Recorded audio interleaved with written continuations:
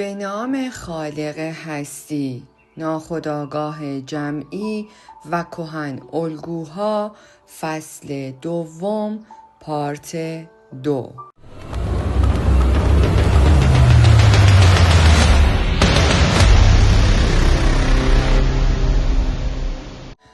وقتی این اتفاق می افتد، مسخره نامیدن آنها و کنار گذاشتنشان هیچ کمکی نمی نماید، چون کهن الگوها جزء جدا نشدنی همه روانها هستند. آنها گنجی را در قلمرو افکار سایه‌وار به وجود می آورند که کانت درباره اش صحبت کرده بود و تعداد بیشمار بنمایه‌های گنجینه اساطیر شواهد کاملی بر وجود آن هستند. کهن الگو به هیچ وجه به معنای عاملی آزاردهنده نیست، مگر اینکه در جایگاه نادرستی قرار گرفته باشد. تصاویر کهن الگویی ذاتاً در زمره ارزشمندترین بخش‌های روان انسانند. آنها از زمانهای بسیار قدیم همه نسل‌ها را پر کردند. بی ارزش شمردن آنها بیشک اشتباه بزرگی است. بنابراین کار ما انکار کهن الگو نیست. کار ما از بین بردن فرافکنی هاست تا از این راه بتوانیم محتویات آن را در فردی که به طور ناخواسته با فرافکنی کهن الگوها به چیزهای بیرون از وجود خود آنها را از دست داده است احیا کنیم. 2. عقده مادری. کهن الگوی مادر اساس آنچه را که عقده تمایل به مادر نامیده می شود تشکیل می دهد. مسئله‌ای که هنوز پاسخی به آن داده نشده است این است که آیا عقده تمایل به مادر می تواند بدون آنکه مادر به عنوان عامل مهمی در شکل دهی به آن نقش داشته باشد به وجود بیاید؟ تجربه به من اثبات کرده است که مادر همیشه نقش فعالی در پیدایش این اختلال دارد، به ویژه در اختلالات روانی دوران کودکی یا در اختلالاتی که آسیب شناسی آنها بیشک به دوران کودکی باز می‌گردد. در هر صورت غریزه کودک آسیب می‌بیند و این امر موجب تغییر کهن الگو می‌شود که به نوبه خود خیالاتی را تولید می‌کند که به عنوان عواملی ناشناخته و اغلب وحشت‌آور بین کودک و مادرش قرار می‌گیرند. بنابراین اگر کودکان مادری که بیش از حد دلواپس است در خواب ببینند که به شکل حیوانی وحشتناک یا جادوگر در آمده اند، تجربیاتی کسب کردند که به شکافی در روان کودک اشاره دارد و او را مستعد اختلالات روانی می کند. الف. عقده تمایل به مادر در پسر. با توجه به اینکه عقده تمایل به مادر ایجاد شده در دختر یا در پسر نتایج متفاوتی به دنبال دارد. اثرات رایج آن بر پسر همجنسگرایی و دنژوان شدن و گاهی نیز ضعف جنسی است. در همجنسگرایی تمایل پسر به جنس مخالف در ضمیر ناخودآگاه همیشه به مادر وابسته است. در دژنوان شدن پسر به طور ناخودآگاه در هر زنی می‌بیند مادرش را جستجو می‌کند. اثرات عقده تمایل به مادر در ایدئولوژی سیبل و آتیسم مشهود است. عقیم کردن خود، جنون و مرگ زود هنگام به دلیل تفاوت جنسیت. عقده تمایل به مادر در پسر به شکل خاصی نشان داده نمی شود. به همین دلیل است که عقده تمایل به مادر در مردان در کنار کهن الگوی مادر تصویر نقطه مقابل مرد از نظر جنسیت یعنی انیما نیز نقش مهمی ایفا می کند. مادر نخستین موجود مؤنثی است که پسری که قرار است روزی مرد شود با او ارتباط دارد و او نمیتواند آگاهانه یا ناآگاهانه بارها و بارها مردانگی پسرش را به بازی نگیرد، همانطور که پسر نیز هر روز بیشتر از زنانگی او آگاه می شود و به طور ناخودآگاه با غرایزش به آن پاسخ می‌دهد. بنابراین در مورد پسر رابطه ساده تشخیص هویت یا مقاومت و فرق گذاری تحت تاثیر جاذبه یا دافعه شهوانی قرار می‌گیرد که مسائل را بسیار پیچیده تر می کند. من نمی توانم بگویم به همین دلیل عقده تمایل به مادر در پسر باید از به وجود آمدن این عقده در دختران جدی تر باشد. تحقیقات انجام گرفته روی این پدیده پیچیده روانی هنوز هم مراحل اولیه خود را طی می کنند تا زمانی که آماری در دست نداشته باشیم که هنوز هیچ اثری از آن نیست. مقایسه در این زمینه امکان پذیر نخواهد بود. عقده تمایل به مادر فقط در دختر واضح و آشکار است. در این مورد ما یا فقط با پیشرفت بیش از حد غرایز زنانه سر و کار داریم که مادر به طور غیر مستقیم عامل به وجود آمدن آن بوده است، یا این غرایز ضعیف می شوند تا حدی که کاملا از بین بروند. در مورد اول، برتری غرایز موجب می شود که دختر از شخصیت خود بیخبر بماند. در مورد دوم، غرایز به مادر فراکفکن می شود. در حال حاضر باید خود را با این عبارت راضی کنیم که در دختر عقده تمایل به مادر بی جهت غرایز زنانه را یا فعال می کند و یا مانع از بروز آنها می شود و در پسر این عقده از طریق تمایلات جنسی غیر طبیعی به غرایز مردانه آسیب می رساند. از آنجا که عقده تمایل به مادر مفهومی است که از علم آسیب شناسی روانی گرفته شده است، همیشه با تصور آسیب و بیماری همراه است.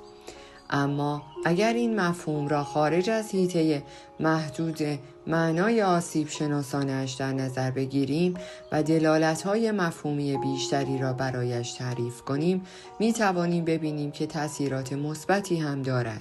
بنابراین مردی که عقده تمایل به مادر دارد، علاوه بر همجنسگرایی یا به جای آن تمایلات جنسی هم دارد که به خوبی تفکیک شده‌اند. بخشی از این بحث در سمپوزیوم افلاطون نیز پیشنهاد شده است. این امر به او امکان می‌دهد که ظرفیت بیشتری برای دوستی داشته باشد که اغلب پیوندهای عاطفی شگفت‌انگیزی بین مردان به وجود می‌آورد و حتی ممکن است دوستی بین جنس‌های مخالف را از کشیده شدن به برزخ ناممکن بودن نجات دهد.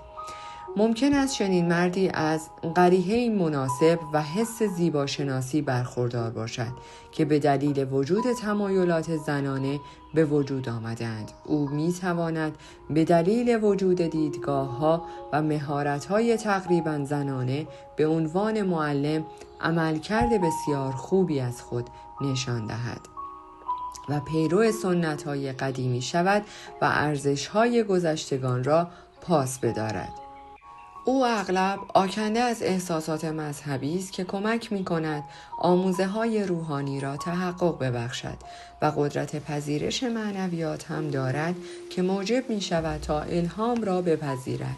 به همین ترتیب آنچه که از جنبه‌های منفی دوژوان بودن نامیده می‌شود می‌توان از جنبه مثبت به عنوان مردانگی متحورانه و ثابت قدم، جاه طلبی و تمایل به دستیابی به اهداف بزرگ، مخالفت با همه حماقت‌ها، کوتاه‌فکری‌ها، بی‌عدالتی و تنبلی یا اشتیاق به فداکاری در راه درست و گاهی هم تمایل به انجام کارهای قهرمانانه، دوراندیشی، انعطاف پذیری و سختی اراده، کنجکاوی شدید تلقی شود، به طوری که حتی در برابر معماهای مربوط به جهان هم عقب نشینی نکند و نهایتاً به عنوان روحیه انقلابی در نظر گرفته شود که می‌خواهد به جهان شکل تازه‌ای بدهد.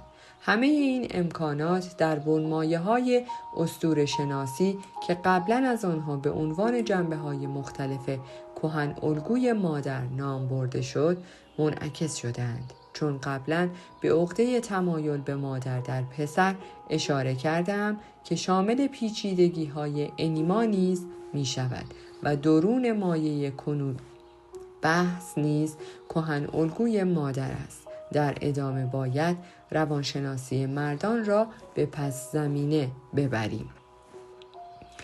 ب. عقده تمایل به مادر در دختر.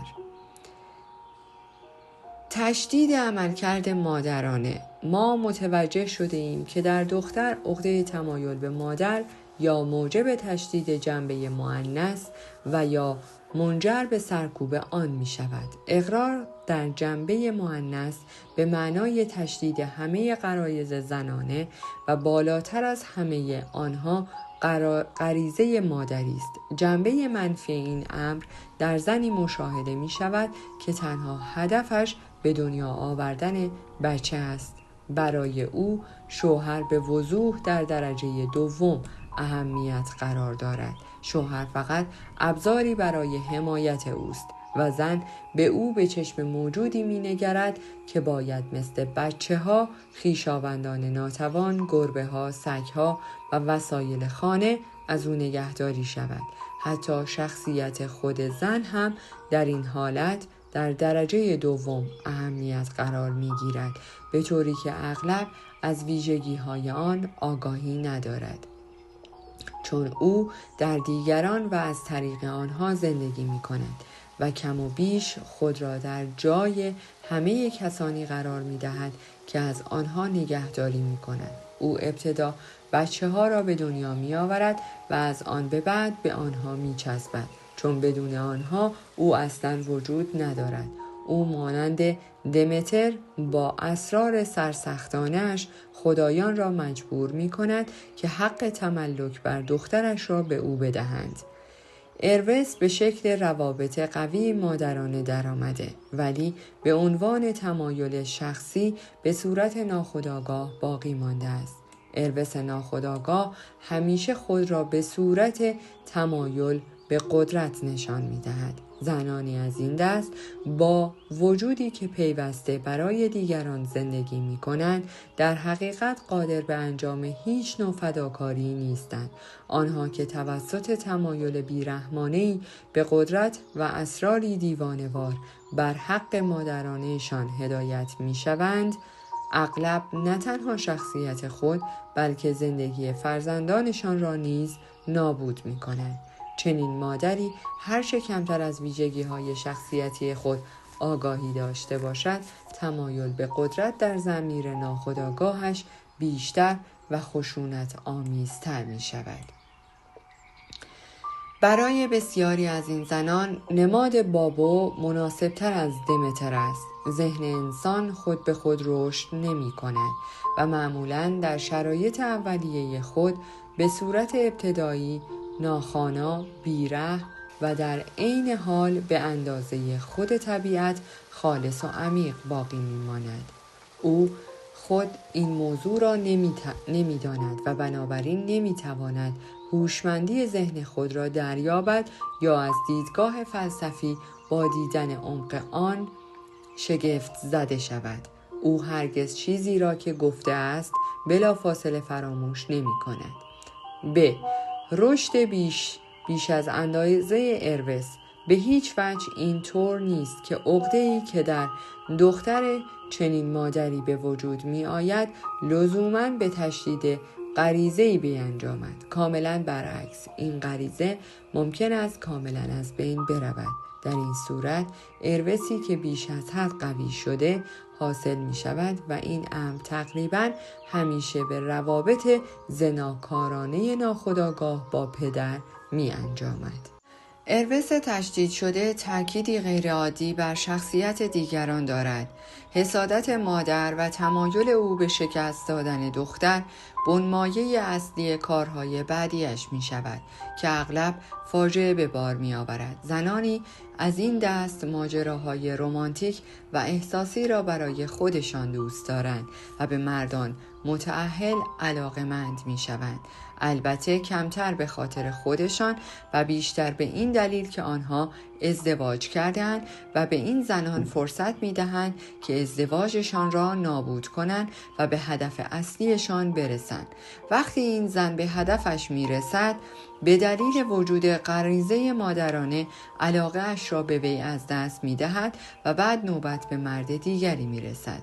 این تیپ به دلیل ناآگاهی قابل توجهشان شناخته می شوند. به نظر می رسد چنین زنانی اصلا نمی فهمند چه می کنند، هرچند کارشان برای خودشان یا قربانیشان ضرر دارد. لازم است خاطر نشان کنم برای مردانی که دارای ارثی منفعل هستند، این تیپ مورد مناسبی برای فرافکنی انیما می باشد. 3. همزاد پنداری با مادر. اگر عقده تمایل به مادر در زنی موجب تولد ارث تقویت شده نشود، منجر به همانندسازی او با مادر می شود و ابتکار عمل زنانه دختر را از کار می اندازد. بعد فرافکنی کامل شخصیت او بر مادر جانشین ابتکار عمل می شود، با توجه به این حقیقت که او هم از غریزه مادرانه و هم از ارث خود ناآگاه است. هر چیزی که او را به یاد مادر بودن، مسئولیت، روابط شخصی و خواسته های عاشقانه می اندازد، موجب بروز احساس حقارت در او می گردد و او را وادار به گریز به سوی مادرش می کند. اساساً او به این دلیل زندگی می کند که همه چیزهایی را که برای دخترش غیر قابل دسترس به نظر می رسند کامل کند. مادر به عنوان زنی فوق‌العاده که دخترش ناخواسته او را می ستاید، از پیش همه چیزهایی را که ممکن است دختر برای خودش بخواهد برای او در نظر گرفته است. دختر متقاعد شده که بدون توجه به نیازهایش خود را کاملا وقف مادر کند، در حالی که در عین حال به طور ناخودآگاه می‌خواهد تقریباً برخلاف خواسته خود زیر نقاب وفاداری و اطاعت محض بر او غلبه نماید. دختر وجودی سایه‌وار دارد و اغلب به وضوح توسط مادرش مورد بهره برداری قرار می‌گیرد و او هم به دلیل همخون بودن زندگی مادرش را ادامه می دهد. این دوشیزگانی که از خود چیزی ندارند به هیچ وجه در برابر ازدواج معصوم نیستند. برعکس، علی‌رغم سایه‌وار و منفعل بودنشان در بازار ازدواج طرفداران زیادی دارند. اولا آنچنان توخالی هستند که مرد می تواند آنها را به هر شکلی که بخواهد در بیاورد. علاوه بر آن، این دخترها آنقدر ناآگاهند که ضمیر ناخودآگاه تعداد بیشماری بازوی کوچک 8 پا مانند برایشان تعبیه کرده است و همه این وجه‌های نامشخص زنانه نقطه مقابل قاطعیت و تک‌بعدی بودن ذهن مردانه است که فقط در صورتی میتوان به گونه‌ای موفقیت آمیز به آن دست پیدا کرد که مرد از شر همه چیزهای شک برانگیز مبهم، نامشخص و گیج کننده از طریق نسبت دادن آنها به نمونه فریبای بیگناهی زنانه آسوده خاطر شود. به دلیل منفعل بودن شخصیت زن و احساس حقارتی که موجب می شود او همیشه نقش یک قربانی بیگناه را بازی کند، مرد خود را در نقش جالب توجهی می بیند. او این امکان را دارد که با اقتدار با نقطه ضعف‌های شناخته شده زنانه برخورد کند و در عین حال مثل یک شوالیه واقعی شکیبا باشد. خوشبختانه او از این حقیقت بیخبر میماند که این نقایص عموماً فرافکنی شخصیت خودش هستند. بیچارگی معروف دختر جاذبه زیادی ایجاد می کند. او آنقدر تحت تسلط مادرش است که وقتی مردی به او نزدیک می شود فقط می تواند سردرگم و نگران شود. او هیچ چیز نمی داند. او آنقدر بی تجربه و نیازمند به کمک است که حتی آرامترین پشتکار هم تبدیل به رباینده‌ای جسور می شود که با بیرحمی دختری را از مادرش می دزدد. فرصت شگفت‌انگیز برای به کار بردن چنین حیله‌ای مانند لوتاریو هر روز پیش نمی آید و بنابراین تبدیل به انگیزه‌ای قوی می شود. پولوتو به همین روش پرسیفونو را از دمتر تسلی ناپذیر رو بود، اما بر مبنای دستور خدایان مجبور شد که هر سال در فصل تابستان همسرش را به مادر زنش تحویل دهد. خواننده نکته‌بین متوجه می شود که این افسانه ها تصادفاً به وجود نیامده‌اند. 4. مقاومت در برابر مادر. این سه تیپ به دلیل مبانی مشترکی که دارند و من فقط باید به یکی از مهمترین آنها اشاره کنم، به یکدیگر متصل شدند. در تیپ واسطه‌ای که در نظر دارم، مشکل اصلی مقاومت همه جانبه در برابر اقتدار مادرانه است، نه تشدید یا از میان رفتن غریزه زنانه. این حالت بزرگترین مثال عقده تمایل به مادر منفی است. شعار این تیپ این است: همه چیز به جز چیزهایی که مثل مادر است. از یک سو با جاذبه‌ای روبرو هستیم که هرگز به مرحله همانندسازی نمی‌رسد. از سوی دیگر تشدید قدرت اروس که خود را با مقاومت حسودانه فرسوده می‌کند، این نوع دختر می‌داند که چه چیزی نمی‌خواهد، اما کاملاً چیزی را که سرنوشت خود می‌داند می‌پذیرد. همه غرایز او به صورت منفی صرف مقاومت در برابر مادر می شود و بنابراین او نمی تواند برای ساختن زندگی خودش از این غرایز استفاده کند. اگر او تا پای ازدواج پیش برود یا این ازدواج فقط برای رهایی از دست مادر انجام می شود یا سرنوشت اهریمنی شوهری را در سر راهش قرار می دهد که همه ویژگی های اصلی مادرش را دارد.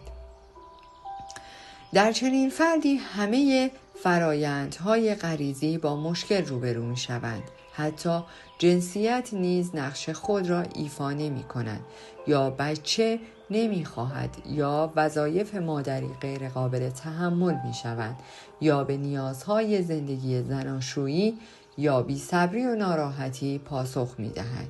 این امر کاملا طبیعی است، چون وقتی که مقاومت سرسختانه در برابر قدرت مادر به هر شکلی هدف اصلی زندگی باشد، فرد با حقایق زندگی سر و کار پیدا نمی کند.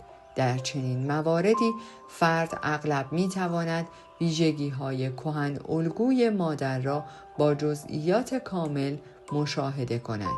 مثلا مادر به عنوان نماینده خانواده یا قبیله یا موجود به وجود آمدن مقاومت کامل می شود، یا بی‌تفاوتی کامل در برابر هر چیز مرتبط با رئیس خانواده، گروه، جامعه، انجمن یا گروه‌های از این دست پدید می آورد.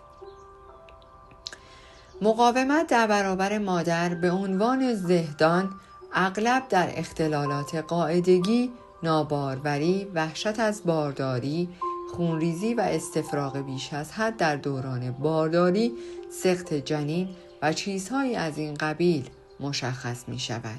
مادر به عنوان ماده یا موضوع ممکن است در پشت این بی‌صبری‌های زنانه سهلنگاری در مرتب کردن وسایل و بدسلیقگی در لباس پوشیدن پنهان باشد. همچنین مقاومت در برابر مادر می تواند گاهی به ترقی ناگهانی هوش فرد به منظور به وجود آوردن گسترده‌ای از چیزهای مورد علاقه اش باشد که مادر در آنها جایی ندارد.